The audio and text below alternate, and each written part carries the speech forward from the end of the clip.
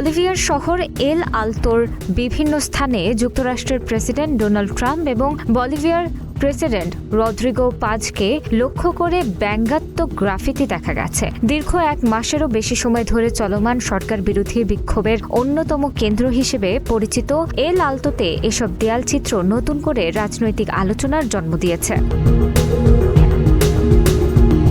স্থানীয় সূত্রগুলোর মতে গ্রাফিতিগুলো ট্রাম্প ও পাজ প্রশাসনের সমালোচনা তুলে ধরা হয়েছে।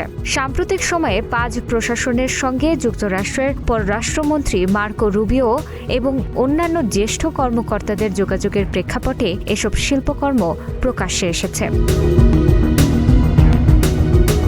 এএফপির প্রতিবেদনে বলা হয়, দেশজুড়ে চলমান সড়ক অবরোধ, নিত্যপণ্যের সংকট এবং ক্রমবর্ধমান রাজনৈতিক অস্থিরতার কারণে সাধারণ মানুষের ভোগান্তি বেড়েছে। বিরোধী গোষ্ঠীগুলো সরকারের নীতির সমালোচনা করছে।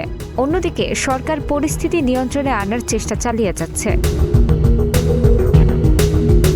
এল আলতোতে দেখা যাওয়া এই গ্রাফিতিগুলো শুধু রাজনৈতিক অসন্তোষের বহিঃপ্রকাশ নয়, বরং বর্তমান সংকটময় পরিস্থিতিতে জনগণের ক্ষোভ ও উদ্বেগের প্রতীক হিসেবেও বিবেচিত হচ্ছে। পরিস্থিতি কোন দিকে মোড় নেয় তা নিয়ে দেশজুড়ে নজর রয়েছে।